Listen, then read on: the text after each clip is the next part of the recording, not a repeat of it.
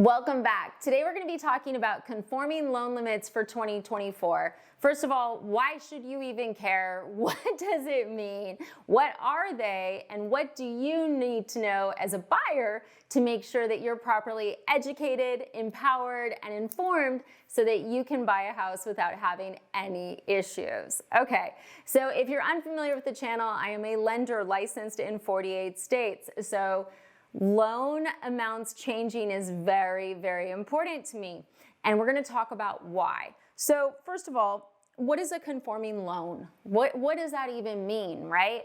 So if you're looking at getting, a 3% down, 5% down, conventional conforming, that's how lenders call them. It's your most vanilla loan there is, right? A 30-year fixed, a 15-year fixed, that is going to be your traditional conventional conforming loan. And those are backed by Fannie Mae and Freddie Mac. That's the ultimate end buyer of those loans. And it accounts for over 70% of the mortgages that are closed in the United States, last time I looked. So the loan limits are important because the bottom line is this: if you're trying to buy a house and you're like, oh, I want to do 5% down, but the loan limit for conventional is lower than your loan amount that you're going to have, you'd be doing a jumbo loan. It's a different loan, okay? So the loan limits are important because it tells us, the lender, what loan you can do, and it also affects how much you put down, what type of rate you get, as well as what type of loan overall you're doing. So here's the first thing you need to know. The conforming loan limit is determined by FHFA, the Federal Housing Finance Agency. And every single year, they look at the results from the third quarter and they do this incredibly complicated mathematical formula to determine if housing prices are going up or not, and how much they're going up so that they can put together what they think the national loan limit base should be, but there are some adjustments beyond that. Now, for everyone who's been saying the housing market's crashing or has crashed, if they did not raise the limit, that would be a sign that those people are correct. Okay, that's the deal. If housing prices are going down, they cannot raise the limit. They can never decrease it, but they cannot raise it. So I want to be really clear about that because I know there's so much talk about housing market crash and everything else, but guys, there's some key indicators, and the key indicator the housing market is crashing is if they don't raise the loan limit. They did, okay? So they raised it approximately $40,000. The new loan limit, and I have to look at it, it's never a straight number. It's always ridiculous. The new loan limit base in America for a conventional loan is $766,500, okay? Now, prior to this, it was $720 something. I know, right? I said that because it's a ridiculous number once again. So now it's $766,500. There are areas of the country considered high cost where they will have a higher loan limit for a conventional loan above that $766,500. Alaska and Hawaii are in that automatically. Other areas that likely are in that high cost limit, Bay Area and California, it's a lot of the usual suspects. That loan limit, and I'm talking about one units right now, guys. So multi-units is a different story. So one unit, you're buying a single family house, you're buying a condo, you're buying a townhouse. Okay. The ceiling right now is $1,149,825. Okay, got it. So anything above that in those areas would be considered jumbo. Now you're like, how do I know? That's a good question, guys.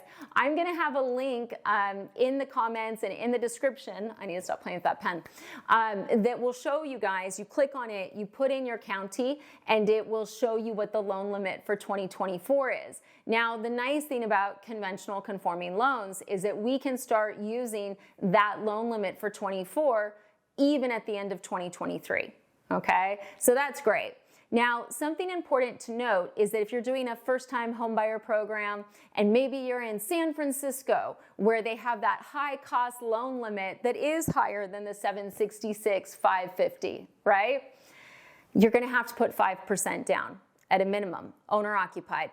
That's the one thing a lot of people get stuck on or they don't quite understand, is that if you're doing a first-time homebuyer program, if you're doing an owner-occupied loan at 3%, the loan amount has to be under the base loan limit, which is the 766,550.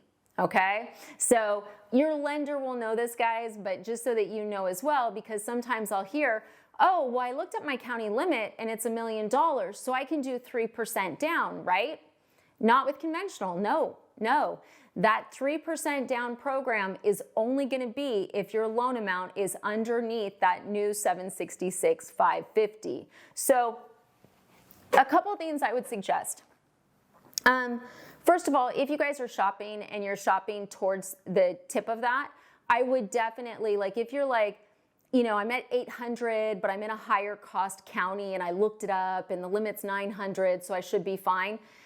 You need to look at the counties around that, because we will see pretty dramatic differences just 10 miles away. Okay, so if you're looking in multiple counties, make sure you're looking at all the loan limits if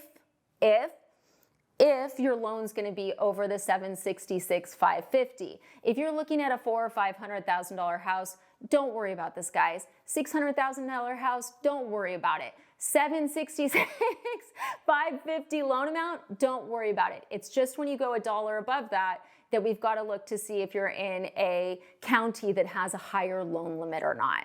So it's really important that you guys are aware that there are parts of the country where you can go higher with a conventional loan and it's not considered jumbo.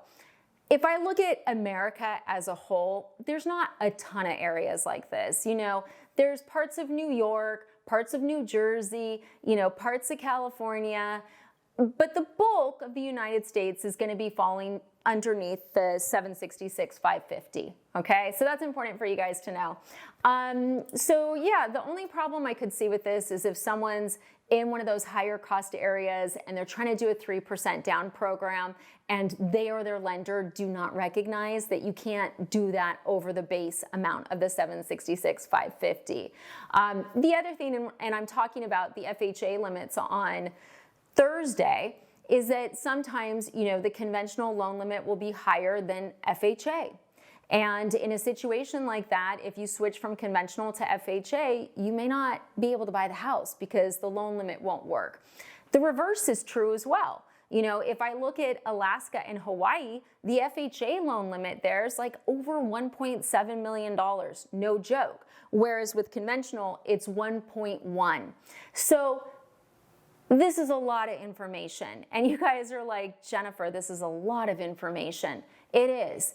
And this is why you want to make sure you are working with a lender that understands the differences of the loan limits, how they work, which programs work with each one. You know, look, since you can only do 3% up to the 766,550, I need to get a tattoo. I'm not getting a tattoo, but I'll write it on my hand or something. You know, if you're looking at one of those higher cost areas, let's just use somewhere in San Francisco, you know, you're going to be doing 5% with conventional if you push over that, whereas with FHA you wouldn't. So that could be a good option. But the key for you guys to know is there's a lot of videos talking about loan limits going up. There's a lot of news about it. But as a buyer, as a consumer, what do you need to know? Well, here's the news. Prices are going up. That's why the loan limits are going up in FHA and conventional. You know, if you're pushing those limits, this can be a great opportunity for you because, for instance, there's parts of Texas where it would have been a jumbo loan and now it's not, okay? But the key is going to be make sure you guys are working with a lender that understands the variances of all these loan limits, how it impacts you, and how to help you have a loan that's structured for your benefit. So, pretty quick video because there's not a lot to it. I am actually going to have a link that explains, it has the calculation of how they come up with this number. So I'll have a link if you guys want to dig into that. And it does talk about, you know, why they will never decrease the amount. And one interesting tidbit that I want to, you know, leave with, they actually didn't change the conforming loan limit in America from 2007 to 2017. And the reason they didn't change it is because since they can never decrease it, right, they have to make up for if the market's going down. So in this case, it's nothing to worry about because based on the numbers, the market is still increasing.